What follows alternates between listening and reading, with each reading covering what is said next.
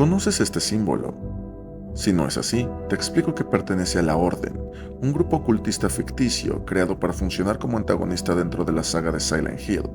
Ahora, ya he mencionado antes que este juego fue una de mis mayores inspiraciones de niño para adentrarme en el mundo del satanismo, pues lejos de querer alejarme de grupos y sectas peligrosas, me volví obseso por estudiarlas, trabajar con ellas y finalmente realizar mis propios rituales basados en una cosmogonía particular influenciada por el satanismo moderno, la senda draconiana y el satanismo tradicional. Por eso, hoy, te traigo mi primer análisis de Silent Hill visto desde mi perspectiva como parapsicólogo y satanista. Aquí profundizaremos en su simbología, los rituales y su conexión con grupos modernos satanistas que existen en el mundo real. Si mi contenido te gusta, recuerda darle like al video, suscribirte y escribir en la caja de comentarios. ¿Qué otro juego, película o producto te gustaría que analizáramos desde esta visión tan oscura, controversial y llena de misterios? Soy el buitre, alquimista de la oscuridad. Bienvenido.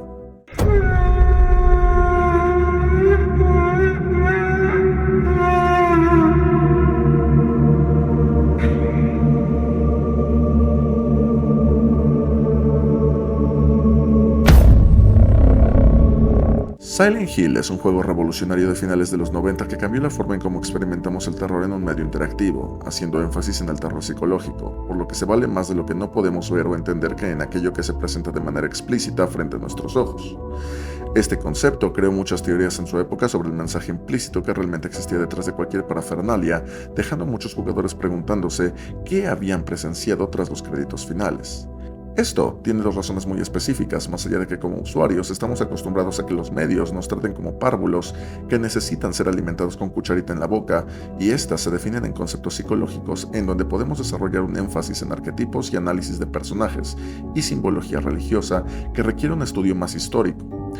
En un próximo video analizaremos la psique de cada integrante del primer título, pero hoy nos enfocaremos en lo segundo. Para empezar, debemos regresar en el tiempo hasta la fundación del pueblo, que data de mediados del siglo XVII, en lo que se conoce como el estado de Virginia. Hago énfasis en que, aunque se ha dicho que Silent Hill se encuentra en Maine, nunca hubo campamentos para heridos ni prisioneros de guerra durante la Guerra de Secesión, y esto será relevante en unos momentos. Aquí, colonos británicos se hicieron con la tierra de los indios que practicaban ceremonias rituales regulares en lo que se conocía como el lugar de los espíritus silenciosos.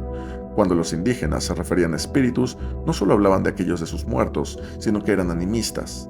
Esto significa que creían que cada elemento del mundo natural tenía en sí mismo un espíritu: el agua, las plantas, los animales, etc. De hecho, las prácticas de brujería tradicional suelen basarse en esta idea. Es justamente debido a esto que Silent Hill toma su nombre. Sin embargo, la colonización de la zona trajo consigo a los infames puritanos, que no tardaron en comenzar sus juicios por brujería, siendo Jennifer Carroll una de las primeras víctimas de esta persecución voraz. Al poco tiempo, una misteriosa plaga se cierne sobre el pueblo, obligando a sus residentes a abandonarlo de manera inmediata. ¿Sería acaso que la quema de brujas y exterminio de sus pobladores originales trajo consigo la ira de los espíritus que habitaban la zona? Como sea, el pueblo quedó abandonado por muchos años hasta que en 1816 se descubren grandes yacimientos de carbón que llevan al desarrollo de la minería, atrayendo inversionistas como la infame Gillespie Iron and Coal Company, quienes fundan la mina conocida como la Fosa del Diablo. Existen teorías en donde se dice que es aquí cuando llega el culto a esta zona impulsado por la entonces acaudalada familia de quien muchos años después sería Dahlia Gillespie y su hija Lesa. Esta explotación revitaliza el pueblo hasta que, con la llegada de la guerra civil, es usado como una colonia para albergar prisioneros de guerra, así como campamento para los heridos. Es por eso por lo que durante este periodo la famosa prisión, así como el hospital Brookhaven, el cual debes reconocer de Silent Hill 2, son construidos. Este último como respuesta al aumento de las enfermedades en la zona. Tras el final de la guerra, comienzan a suscitarse diversas desapariciones de la gente del pueblo, quienes en primera instancia culpan a los nativos americanos que viven por la zona. Esto crea un aire de miedo y desconfianza entre sus pobladores por muchos años, lo que, aunque no se ha confirmado, pudo crear un ambiente de violencia racial que alimentó la ya de por sí frágil relación entre sus habitantes y los espíritus que residían en la zona. Esto puede al mismo tiempo conectarse con la tasa de mortalidad que vio en aumento en las minas, el cual se agravió con el descubrimiento de una caverna muy profunda, a la cual se le apodó la caverna Dew.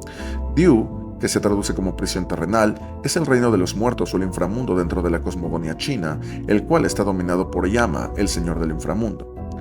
Esto nos lleva a teorizar que tal vez la familia Gillespie, quienes posiblemente traían consigo las raíces de lo que sería el culto o la orden de Silent Hill, conocían el poder espiritual de la región y la minería era, entre otras cosas, una fachada en su búsqueda por la fuente de aquello que daba fuerza a los eventos sobrenaturales que se cernían en aquellos parajes. De cierta forma, algo tuvo que haberles llamado la atención en primera instancia para iniciar una tan improbable inversión millonaria en lo que había empezado siendo un pueblo maldito asolado por la enfermedad. ¿Será que el lugar de los espíritus silenciosos se fundó en una tierra con un alto nivel de fuerza espiritual, la cual se mantenía en calma hasta la continua falta de respeto de los colonos? ¿Será que aquella fuerza natural se corrompió hasta el punto de ser desatada a propósito por los fundadores de la orden, esperando poder controlarla? Entrado el siglo XX, la actividad minera se ve diezmada debido a un nuevo hallazgo dentro de unas cavernas con ciertos símbolos paganos, lo cual dispara la paranoia entre los trabajadores al aumentar exponencialmente el número de decesos y desapariciones por toda la mina. Debido a esto, toda actividad en esta área queda suspendida de manera inmediata. Por desgracia, las desapariciones no solo se acrecentaron en la mina, sino que también comenzaron a acrecentarse por todo el pueblo. Para evitar una catástrofe económica total, la antigua prisión Toluca es clausurada y transformada en la sociedad histórica de Silent Hill, con el fin de iniciar los primeros pasos hacia la transformación del pueblo en un destino turístico misterioso y exótico. Es por estos años que con esta iniciativa sucede la primera desaparición que hace eco fuera de Silent Hill al perderse una embarcación turística llamada la Pequeña Baronesa, que tras navegar apaciblemente por las aguas del lago Toluca simplemente se perdió entre la niebla con todos los pasajeros a bordo. Este evento mediático posiblemente no fue del agrado de los miembros del culto, que buscaban llamar la mínima atención, por lo que el alcalde muere en extrañas circunstancias y uno a uno los miembros de su gabinete también mueren en, digamos, accidentes desafortunados. Centrándome ahora en el culto que, como ya dijimos, probablemente llegó a Silent Hill por parte de los inversionistas mineros a inicios del siglo XIX, destacaremos algunos de sus mitos y creencias, así como la distorsión histórica que provocaron entre sus adeptos a lo largo de un siglo. Para empezar, crearon todo un mito detrás de Jennifer Carroll, quien recordarás como una de las primeras víctimas por cacería de brujas. Sin embargo, su conexión con las creencias del culto nunca fue comprobado, y esto puede parecerte extraño, pero es común que los cultos y religiones tomen figuras ya establecidas cuyos valores inspiren de forma arquetípica la visión, moralidad y objetivos de sus integrantes. Por dar un ejemplo rápido, todos sabemos que Baphomet no representa al diablo, sino que más bien es un símbolo que se relaciona al proceso alquímico de transmutación humana, en donde la unión de opuestos se vuelve fundamental en la búsqueda de la gran obra. El satanismo moderno toma este elemento por lo que es, fungiendo como un símbolo del equilibrio entre nuestro yo consciente y la sombra que vive en cada uno de nosotros. La orden, pues, modificaría las razones históricas por las cuales Jennifer Carroll fue sentenciada a la hoguera y la transformaría en una santa, promoviendo la idea de que ella fue quemada por defender las ideas y valores del culto. La orden habría de tomar elementos de diferentes panteones con el fin de dar vida a su propia cosmogonía. Hay cultos y corrientes, sobre todo en las religiones de la nueva era, como podría ser la Wicca, creada por Gerald Gardner, quienes presentan su propia visión de dioses y diosas antiguos, como puede ser Diana o el papel de Hécate en su propio mito. Pero más allá de un símbolo que se adapta a la fe, ¿en qué cree y cuáles son los objetivos de la orden en Silent Hill? Por principio, es probable que el culto tomara las creencias de los dioses primigenios de los nativos americanos, como podría ser el caso de Quequaxahueh, cuyo nombre en la vida real está ligado al cuervo. Los nativos creían que el cuervo era un dios creador, portador de la magia, pero también un timador. Avísame si después quieres profundizar en los mitos de las tribus indígenas del norte de América, pero vamos a continuar. Si bien la orden pudo comenzar adorando estas figuras, pronto las sincretizaron con mitos de distinto folclore, haciendo una amalgama que mezclaba figuras con ciertos parecidos a deidades del folclore japonés, el satanismo y un tipo de cristianismo primitivo. Su mito expone lo siguiente. Origen. En el principio, la humanidad no tenía nada. Su cuerpo dolía y sus corazones estaban llenos de odio, peleando sin fin, pues la muerte nunca llegaba, cayendo en la desesperación mientras yacían en el fango eterno. Nacimiento. Un hombre ofreció una serpiente al sol y rogó por la salvación. Una mujer ofreció una guirnalda al sol y pidió por alegría. Sintiendo lástima por la tristeza que se había cernido sobre la tierra, Dios nació de esas dos personas. Salvación. Dios hizo el tiempo y lo dividió en día y la noche. Dios trazó el camino hacia la salvación y le dio a la gente alegría apartando la fría inmortalidad de ellos. Creación. Dios creó seres que guieran a las personas a obedecerle. Dios creó al dios rojo Sushilvara y al dios amarillo Lapsalbith, y ángeles de entre los cuales destaca Baltiel. Después se propuso crear el paraíso, donde la gente sería feliz, simplemente por el hecho de estar ahí. promesa. Sin embargo, durante este último proceso, las fuerzas le abandonaron y ella colapsó. Al ver a la humanidad dolida por esto, con su último aliento, ella prometió regresar nuevamente para acto seguido convertirse en polvo.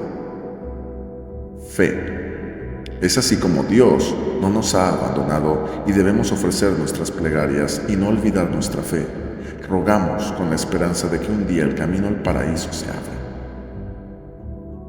Lo que pareciera a simple vista una distorsión narrativa del mito judío-cristiano tiene consigo elementos traídos de otras creencias. Por ejemplo, resulta llamativo el mito en donde la diosa crea al dios rojo Sushilvara y al dios amarillo Bit, para después crear al resto de los ángeles. Esto recuerda mucho a la cosmovisión mexica en donde el dios creador del todo, Ometeotl, se divide en dos fuerzas, Ometecutli y Omecihuatl, quienes a su vez dan vida a los dioses como Huitzilopochtli el azul, Quetzalcoatl el blanco, Yautl Tezcatlipoca el negro y Xipetotec el rojo.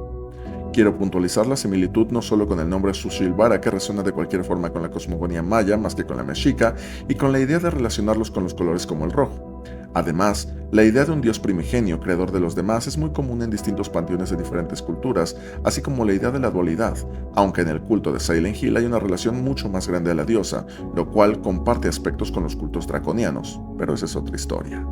Otro aspecto interesante a remarcar es que para la Orden, la muerte no resulta en un castigo divino como podría ser el mito cristiano, sino más bien en un regalo de la obediencia divina, creando un paralelismo que vendría a ser muy peligroso con el satanismo anticósmico, que considera que es después de la vida mortal y no antes donde se puede buscar escapar de la ilusión creada por el demiurgo. Por otro lado, la Orden considera que un verdadero Dios solo puede encontrar la salvación y reconectar con la naturaleza primigenia de la humanidad al ser expuesto al sufrimiento, la locura y la agonía. De ahí que Claudia busca que Heather en Silent Hill 3 llene sus pensamientos y acciones de dolor, deseos de venganza y destrucción. Me desprecias, ¿verdad? Puedes estar segura de ello. Eso es bueno. Es así que los miembros del culto solían tratar a los infantes nacidos en la Orden con crueldad y desapego, usándolos incluso como sacrificios propicios al estar llenos de ira y frustración para alimentar y honrar a sus dioses. Algunos ejemplos son el trato que se le daba a personajes infantiles tales como Alessa por parte de Dahlia, Claudia por parte de Leonard y Alex por parte de su padre Adam. Además, consideraban que solo aquellos puros y libres de pecado podían ser salvados tras el regreso de su Dios, siendo los pecados transferibles de generación en generación, pudiendo solo ser limpiados a través del sufrimiento, el miedo y aquello que ellos consideraban la esencia misma que hizo que Dios se apiadara de ellos en primer lugar. Por eso es por lo que dentro del folclore de Silent Hill, Dios no tiene una forma definida, pues este se materializa dependiendo de la proyección mental de aquel que lo invoca. Esto es muy importante porque define a su vez muy bien cómo las diferentes culturas del mundo proyectan muchas veces una misma figura con atributos similares, pero diferentes nombres y formas, contextualizando la cultura, el lugar y el ambiente en el que dicha creencia se desarrolla. Es así que resulta fascinante comprender cómo para el culto la humanidad fue anterior a Dios, y Dios se materializó a través de las emociones de la humanidad y no al revés, dando paso a un concepto que se conoce como egregor, el cual se entiende de manera más psicológica como una energía creada a través del inconsciente colectivo que, en teoría, puede adoptar cierto poder más allá del que originalmente se le dio en conjunto, teniendo cierta autonomía e incluso algo parecido a vida propia, influyendo en las acciones de los individuos.